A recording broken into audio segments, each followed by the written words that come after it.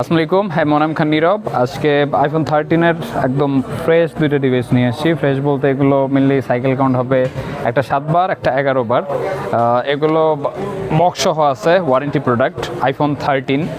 তো অনেকের তো পছন্দ সাদা কালার ডিভাইস, একদম ফ্রেশ ব্র্যান্ড নিউ কন্ডিশনের। একটা সাইকেল কাউন্ট আছে 7, একটা হলো 11।